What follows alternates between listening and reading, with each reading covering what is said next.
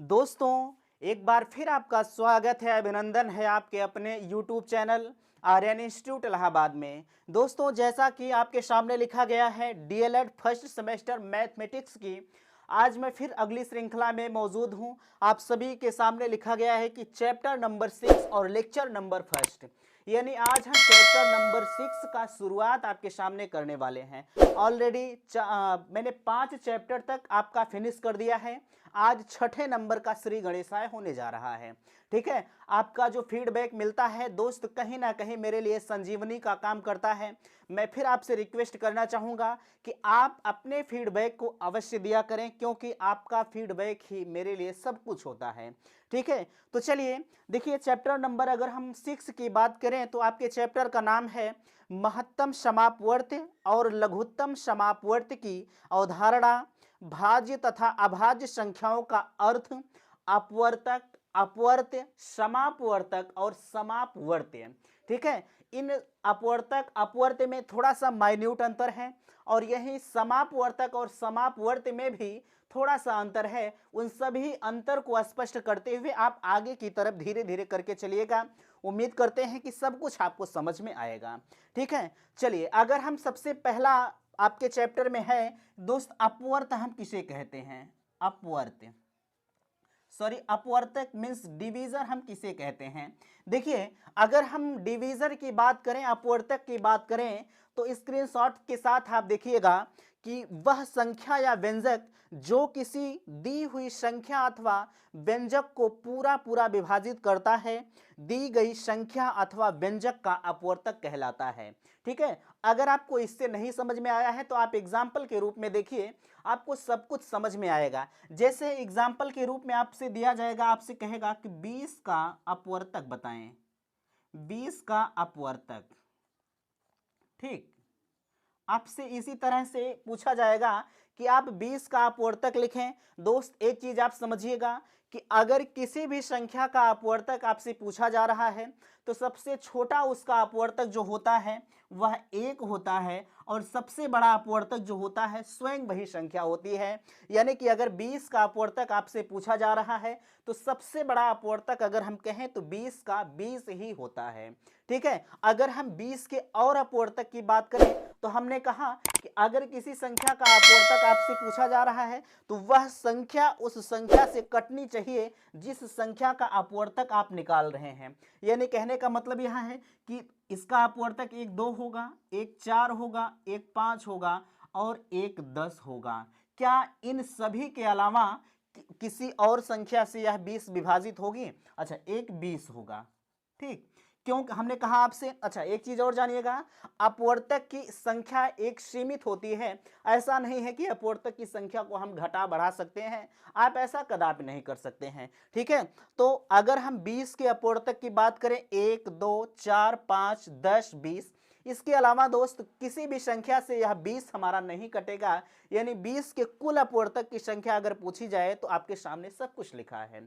ठीक है, उसी के क्रम में अगर हम आपसे कहें कि 78 का अपवर्तक आप बताइए, 78 का अपवर्तक आप बताइए। अब आप क्या करेंगे? हमने कहा है कि आप सर्वप्रथम 1 से उठाएंगे और कहां तक चलेंगे? 78 तक चलेंगे।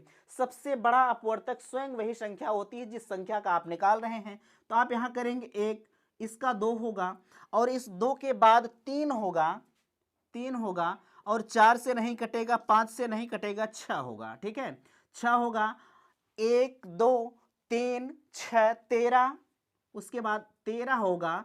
13 से पहले किसी भी संख्या से आप 78 को नहीं काट सकते हैं। 13 6 78 होता है, और 26 है हमारा है 26, 26 है। 26 को 3 6 18 और 3 दूनी 6, 1 7, 78 हुआ। और इसी के क्रम में हमारा 39 है, सॉरी 39, और एक 78 हमारा आता है। यही हमारे जितने संख्या आपको दिख रही है, यानी हम अगर 78 की बात करें आपसे तो 78 के सभी अपवर्तक की संख्या आपके सामने लिखी गई है। ठीक है, एक क्वेश्चन मैं आपके लिए देता हूं, अगर आप यह समझ गए हैं तो आप उस क्वेश्चन का अपवर्तक कमेंट बॉक्स में कमेंट करेंगे और बताएंगे कि हाँ, मुझे सारी चीज़ों का जो है स्पष्टीकरण हो गया। मैं आपको देना चाहूँगा दोस्त, अगर आप लिखना चाहते हैं तो आप लिख सकते हैं कि यहाँ लिखिए 64 का आप अपवर्त बताकर हमें आप कमेंट करेंगे, ठीक है, अगर इन दोनों को आप समझ गए हैं तो। चलिए देखिए, अच्छा एक चीज और आता है, देखिए अपवर्तक के बाद आता है समापवर्तक। समापवर्तक, ठीक। अब आप जानिए समापवर्तक क्या होता है। दोस्त अभी आपने अपवर्तक को जाना, अपवर्तक का सेम वही उसका भाई ही समझिए अपवर्तक होता है। मुझे अपवर्तक को बताने की जरूरत नहीं है, अपवर्तक भी आपको इसी तरह से पूछा जाता है। खैर आपके जो क्वेश्चन में आएंगे मैं उसको क्लियर करूंगा, लेकिन अभी के लिए आप इतना समझिए कि अपवर्तक कहे और समापवर्तक कहे दोनों का मतलब एक ही होता है, ठीक है। चलिए यह तो आपके समझ में आया। अब हम आगे बात करते हैं इसी के क्रम में, अब आगे बढ़ने का प्रयास करते हैं और आगे दिया गया है, देखिए इसके क्रम में अब आता है हमारा महत्तम समापवर्त। आपके चैप्टर का नाम है महत्तम भी है और लघुत्तम भी है, ठीक है। आज मैं सिर्फ महत्तम समापवर्तक की बात करूंगा। महत्तम समापवर्त हम दो विधि से ज्ञात करते हैं, ठीक है। अच्छा आप यहां लिखिएगा मसा, मसा महत्तम समापवर्तक, ठीक है। महत्तम समापवर्तक किसे कहते हैं? सबसे पहली बात आती है, आप जब कहीं पढ़ेंगे तो आपसे पूछा जाएगा, अगर महत्तम वाले मसा वाले चैप्टर को आप पढ़ रहे हैं तो आपसे सर्वप्रथम यही पूछा जा सकता है कि दोस्त महत्तम समापवर्तक हम कहते किसे हैं, ठीक है। तो वह बड़ी से बड़ी संख्या, सबसे माइन्यूट चीज यही होती है। लघुत्तम में होता है कि छोटी सी छोटी संख्या, लेकिन अगर हम बात करें महत्तम में तो महत्तम में होता है वह जो है बड़ी से बड़ी संख्या। अब आप कहेंगे मासा जब हम निकालते हैं तो उसका आंसर बहुत छोटा आता है, बिल्कुल मैं मानता हूं आपकी बात, यही इसमें डिफरेंस होता है। जब आप एलसीएम निकालते हैं तो एलसीएम जो होता है वह बहुत बड़े में आता है, लेकिन अगर हम मासा की बात करें तो मासा का आंसर बहुत छोटे में आता है, ठीक है। यानी कहने का मतलब है, आप परिभाषा आप नोट करें, वह बड़ी से बड़ी संख्या जो किसी दी गई दो या दो से अधिक संख्या को पूरी तरह से विभाजित करे, वही हमारी मासा कहलाती है, ठीक है, वही हमारी मासा कहलाती है। अब मासा को दोस्त हम कितने भागों से, जैसे अगर कोई संख्या दी जा रही है और कही जा रही है कि आप मासा ज्ञात करें, ठीक है, तो मासा को हम दो विधि से ज्ञात करते हैं, जिसमें हमारी पहली विधि है, पहली विधि हमारी है भाग विधि, भाग विधि, ठीक। और दूसरी विधि हमारी है गुणनखंड विधि, गुणनखंड विधि, यह पहली विधि है, यह दूसरी विधि है। यानी पहली विधि हमारी है भाग विधि और दूसरी विधि हमारी है गुणनखंड विधि। अब मैं दोनों पर आपको डिस्कस करते हुए ले चलता हूं, जो आपको सबसे अच्छा लगे, जो सुटेबल लगे, उसी का प्रयोग आप हमेशा के लिए कीजिएगा। चलिए अगर पहला क्वेश्चन हम बताएंगे आपको भाग विधि से, ठीक है, पहले हम भाग विधि से बताएंगे, उसके बाद आएंगे गुणनखंड विधि पर। तो आप चलिए पहले आप भाग विधि हेडिंग डालिएगा। अगर कहा जाए 24 और 32 का मासा आप भाग विधि से निकालें, पहला क्वेश्चन आपके सामने है 24 32 का मासा भाग विधि से, ठीक है, पहला क्वेश्चन आपके सामने रखा गया है। देखिए अभी मैं इसी का आपको गुणनखंड विधि से भी बताऊंगा, तब आपको समझ में आएगा कि हाँ, चाहे हम गुणनखंड विधि से निकालें चाहे हम भाग विधि से निकालें, आंसर हमारा एक ही आता है। आप ऐसा मत समझिएगा कि गुणनखंड विधि से आंसर कुछ और आएगा और भाग विधि से कुछ और आएगा, नहीं, बिल्कुल ऐसी बात नहीं है। जो आंसर हमारा गुणनखंड में आएगा वही आंसर हमारा किस में आएगा, भाग विधि में आएगा। चलिए अगर हम कहें आपसे कि आप इसका जब आप मसा निकालेंगे भैया तो आप करेंगे 32 भागे आप यहाँ 24 करिए। देखिए आपको करना क्या है, सबसे बड़ी वाली संख्या लेना है और छोटी वाली संख्या, ऐसी भी सवाल आते हैं, ऐसा भी आता है कि यह 32 यहाँ लिखा रहेगा और 24 यहाँ लिखा रहेगा, तो आप ऐसा मत कीजिएगा कि हम 32 से 24 में भाग देने लगे, ठीक है। जब भी आप भाग दीजिएगा भैया तब भी आप छोटी से बड़े में भाग दीजिएगा, आप बड़े से छोटे में मत दीजिएगा, ठीक है, जैसा कि आपके सामने लिखा है। अब आप करेंगे, आप समझते हुए चलेंगे, चूंकि यह थोड़ा सा टिपिकल होता है। 24 एक्के 24 हो गया, ठीक, 24 एक्के 24 हो गया। अब 32 में से 24 जब हम घटाते हैं तो कितना आता है हमारा, 8 आता है, ठीक है। अब यही उठाकर अब इस 24 को यहां रख दीजिए, 24 8 तिरिक 24 हो गया, यही हमारा 0 आ गया। यानी कहने का मतलब यह है कि इसका जो हमारा मासा आएगा, महत्तम समापवर्त आएगा दोस्त, यह महत्तम समापवर्त हमारा आएगा कितना, 8 आएगा, और यही आपका आंसर है। चलिए अब इसी को हम गुणनखंड विधि से बताते हैं कि गुणनखंड विधि से आप इसे कैसे निकाल पाएंगे। ठीक है, गुणनखंड विधि से अगर हम निकालें आपको, तो आपसे मैं कहना चाहूंगा, जैसे अगर हम कहें आपसे 24 और 32, देखिए, अच्छा यह तो भाग विधि है, मैं गुणनखंड विधि का प्रयोग इधर करता हूं। गुणनखंड विधि एक क्वेश्चन बताऊंगा, बाकी आगे मैं तब डिस्कस करूंगा। गुणनखंड विधि मैंने कहा आपसे 24 और 32, सॉरी 32 और 24। देखिए आप चाहे इधर से लिखें चाहे उधर से लिखें, उससे कोई फर्क नहीं पड़ने वाला है। आप जब भी मासा निकालेंगे भैया, तो यह सबसे पहली चीज होती है कि दोनों संख्याएं एक संख्या से कटनी चाहिए। ठीक है, अब परिभाषा भी देखें कि दो या दो से अधिक संख्याओं को एक ही संख्या काटे। इसमें देखिए दो काट रहा है, यहाँ हो गया हमारा 16 और यहाँ हमारा हो गया 12। ठीक, अब फिर आप 2 से काटिए, 2 8 16, 2 6 12, फिर 2 चौका 8 और 2 तिहाई 6। अब जरा सा आप विचार करें, हमें एक चीज आप बताएं कि अब भैया आपको यही देखना है कि अब तो यहाँ 4 है, यहाँ 3 है, अब तो ऐसी कोई संख्या नहीं है जो 4 को भी काट दे और 3 को भी काट दे, कोई संख्या नहीं है। तो कहने का मतलब यह है कि 2 गुणे 2 गुणे 2, यानी 2 दूना 4 दूने 8। हमने कहा था आपसे, चाहे आप गुणनखंड विधि से निकालें चाहे आप भाग विधि से निकालें, दोनों का मान सदैव एक ही आता है। ठीक है, और आपने प्रैक्टिकली के दौरान आपने देखा भी। अब हमारा अगला क्वेश्चन कहता है आपके सामने, अगला क्वेश्चन कहता है, जैसे अगर कहा जाए 15 20 25, इसे हम इरेज करते हैं। ठीक, 15 20 25 का आप मासा ज्ञात करें, कैसे, भाग विधि से। ठीक है, 15 20 और 25 का मासा भाग विधि से आप ज्ञात करें। देखिए मैंने कहा था आपसे कि आप सबसे छोटी वाली संख्या उठाइएगा, उससे बड़ी वाली संख्या में भाग दीजिएगा। आप ऐसा मत कीजिएगा कि 15 का भाग हम 25 में करें, आपका सवाल गलत हो जाएगा। ठीक है, आप सबसे पहले सबसे छोटी संख्या उठाइए और सबसे छोटी से जो बड़ी वाली संख्या है आप उसमें भाग कीजिएगा। जैसे आप देखिए यहाँ 20 है और 20 का हम भाग करेंगे 15 से, 15 एक के 15, यहाँ आया 5। ठीक, यह 15 का आप भाग करेंगे, यही चीज यहाँ लेके चले आएंगे, 5 तिहाई 15, यह कट गया हमारा। अब फिर यहाँ देखिए इसका अभी तक मासा हमारा 5 आया है, अब यही 5 से गुणा भाग हम करेंगे 25 में, 25 भागे 5, 5 25, यह कट गया। यानी इसका मासा जो आएगा भैया, इसका जो मासा हमारा आएगा वह हमारा आएगा 5। ठीक, 15 20 और 25 का जो मासा आएगा वह हमारा आएगा 5। यानी अगर आप गुणनखंड विधि से भी देखना चाहें तो आप उससे भी देख सकते हैं, सिर्फ हमारी 5 ही ऐसी संख्या है जो तीनों संख्याओं को काट सकती है, अदरवाइज ऐसी कोई संख्या नहीं है जो कोई और संख्या हो इन तीनों को काट दे साथ में ही। ठीक है, उम्मीद करते हैं कि इतनी बातें आपको समझ में आई होंगी। एक क्वेश्चन इस पर मैं और आपको देता हूं, उसके बाद मैं चलूंगा गुणनखंड विधि पर, और वह चीजें आपके सामने रखी जा रही हैं, आप ध्यान से समझते हुए चलेंगे क्योंकि यह आपके काम की चीज है। ठीक है, आप जब गुणनखंड विधि से करेंगे तो थोड़ा सा ब्रॉड होता है, लेकिन आपको जो भी समझ में आए आप वही कीजिएगा, मेरी तरफ से कोई रोकछेक नहीं है। चलिए अगला क्वेश्चन है 24 और 32।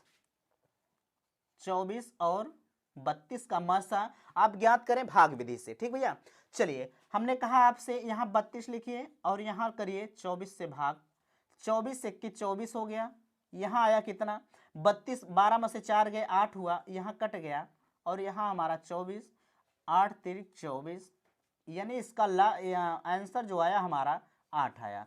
हमने यही कहा आपसे कि चाहे आप गुणनखंड विधि से निकालें चाहे आप जो है भाग विधि से निकालें, दोनों का मान सदैव एक ही आता है। ठीक है, चलिए इस पर मैं एक दो क्वेश्चन और आपको करवाता हूं, यह जान लीजिए कि मैं आपको प्रैक्टिस करवा रहा हूं, आप मेरे साथ करते हुए चलिएगा, कहीं ना कहीं आपका फायदा जरूर होगा। ठीक है, चलिए मैं कहूं अगर आपसे 15 20 25, यह तो शायद हो चुका हमें लगता है। अच्छा, 949 और 923 का मासा, 949 और 923 का मासा। अब जरा सा आप एक चीज हमें बताएं, अभी तक तो आप गुणनखंड विधि जब कर रहे थे तो गुणनखंड विधि छोटी संख्याओं के लिए सुटेबल होती है, ठीक है। जैसे अगर कहा जाए 24 और 32 का मासा आप याद करें किससे, गुणनखंड विधि से, तब तो आप बड़े अच्छे से कर लेते। लेकिन अगर वही हम हटा के कहें कि आप 949 और 923 का मासा ज्ञात करें भैया किससे, गुणनखंड विधि से, तब तो आप नहीं कर पाएंगे, ठीक है।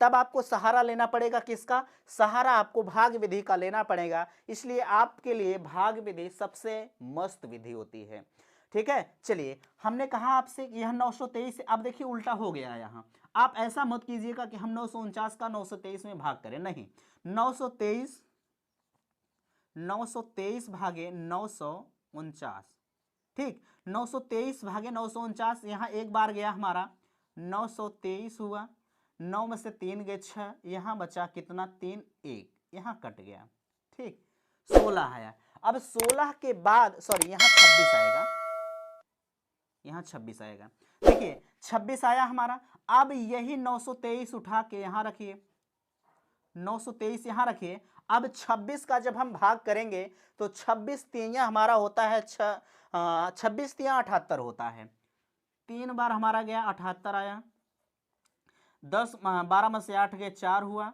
यहाँ बचा हमारा 1 और यहाँ 3 बचा, ठीक, 143 हमारा हुआ। अब हम ले जाएंगे 4 बार नहीं जाएगा, 5 बार जाएगा, 5 छक 30, ठीक है, 26 पंचे हमारा होगा 130, 26 पंचे 5 छक 30, 5 दूनी 10 3 13, 130 हुआ, यहाँ 3 यहाँ 1, ठीक। अब बताइए यही 26 का हम यहाँ कर देंगे, देखिए दिख रहा है कि नहीं, 13 दूनी 26, यह हमारा कट गया, यानी इसका आंसर जो आया हमारा 13 आया है, आपके सामने बहुत अच्छी तरह से नजर आ रहा है, ठीक है। तो मैं आपसे लास्ट में कहना चाहूंगा दोस्त, जब भी आप प्रयोग कीजिएगा तब आप भाग विधि का ही प्रयोग कीजिएगा। चलिए हम गुणनखंड विधि को भी आपके सामने रखते हैं, जो आपको सबसे अच्छा लगे वही आप प्रयोग कीजिएगा। खैर, गुणनखंड विधि आपके सामने रखी जा रही है, चलिए देखते हैं, ठीक है। और हाँ, लास्ट में कहना चाहूंगा दोस्त, अगर आपको समझ में आ रहा है सारी चीजें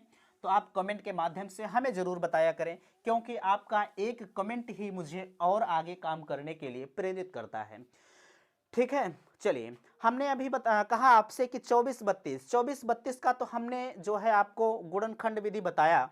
अब गुणनखंड विधि एक विधि से हम और कर सकते हैं, ठीक है। वो कैसे, जैसे आप लिखें 24 और 32 का मासा गुणनखंड विधि से, गुणनखंड विधि से,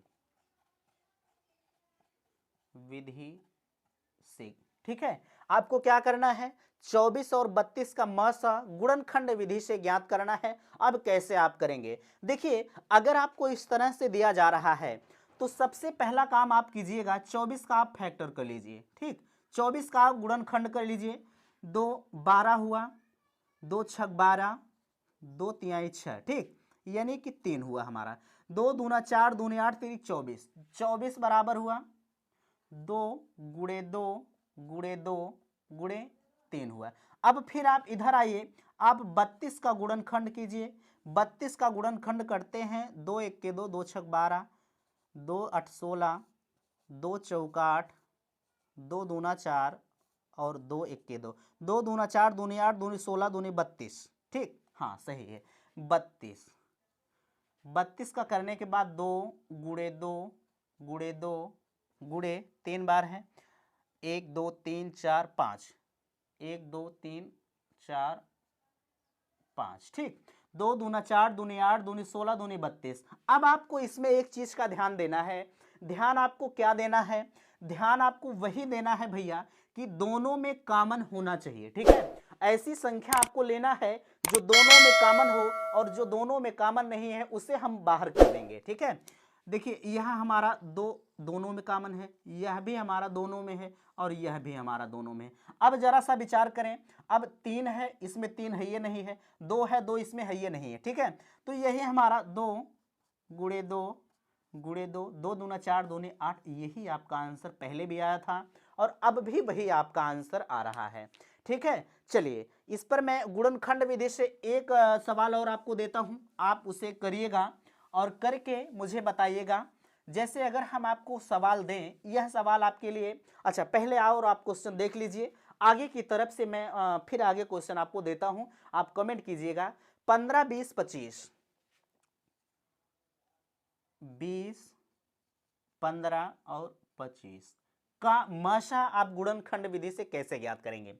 देखिए यहाँ 20 हमारा है, 20 और यहाँ 15 है और यहाँ 25 है। ठीक, अगर आप ऐसा करते हैं तो क्या आपका यह सही माना जाएगा? बिल्कुल माना जाएगा। गुणनखंड विधि हमारी यही कहती है कि दोस्त आप करिएगा 20, 20 का आप फैक्टर कीजिए, 2 दहम 20, 2 दहम 20, 2 पाँचे 10 और यहाँ हमारा 5 है, 2 दूना 4, 25, 20, यानी 2 गुणे 2 गुणे 5। ठीक, अब 5 पर आइए, 15 पर आइए, यहाँ 15 हमारा है, 15 का आप फैक्टर करिए, 15 हमारा 3 से कटेगा, 3 पचे 15 और 5 से कटेगा 1, यानी 3 गुणे 5 हुआ। अब आप आइए 25 पर, 25 का आप फैक्टर कीजिए, 5 पचहूँ 25, 5 इक्के 5, यानी 5 गुणे 5। हमने कहा है आपसे कि जब भी आप फैक्टर मेथड से निकालिएगा, गुणनखंड विधि से जब आप जो है माशा को ज्ञात कीजिएगा, तब आप यही देखिएगा कि जितनी भी संख्याओं का माशा आपको ज्ञात करना है, तीनों संख्याओं में अंक कॉमन होने चाहिए, इसमें भी 5 है और इसमें भी 5 है, यानी इसका जो हमारा माशा आएगा भैया, माशा हमारा कितना आएगा? 5 आएगा। ठीक, माशा हमारा कितना आएगा? 5 आएगा। उम्मीद करते हैं कि सारी बातें आपको समझ में आई होंगी। ठीक है, चलिए आगे हम क्वेश्चन और आपके सामने रखते हैं। अच्छा, एक क्वेश्चन इस पर हम गुणनखंड विधि से आपको देते हैं, आप कमेंट के माध्यम से हमें जरूर बताइएगा। ठीक है, जैसे अगर दिया जाए आपसे कि रुकिए, जैसे अगर दिया जाए 60 और 65 और 70, 70 का माशा गुणनखंड विधि से, गुणनखंड विधि से, यह आपके लिए HW है। ठीक भैया, आप हल करके कमेंट कीजिएगा। ठीक है, आप हल करके कमेंट कीजिएगा और हमें जरूर बताइएगा कि हाँ आपको समझ में सब कुछ आया है। ठीक है, उम्मीद करते हैं कि वीडियो आपको अच्छा लगा होगा। वीडियो अच्छा लगा हो तो भैया आप कमेंट के माध्यम से मुझे ज़रूर बताइएगा, क्योंकि हम आपके साथ अनवरत अगर लगे हैं तो भैया कहीं ना कहीं आपका भी काम हो रहा है, और अगर आपका काम हो रहा है तो मुझे आप ज़रूर बताया करें। ठीक है, वीडियो यहीं समाप्त करते हैं। थैंक्स, धन्यवाद।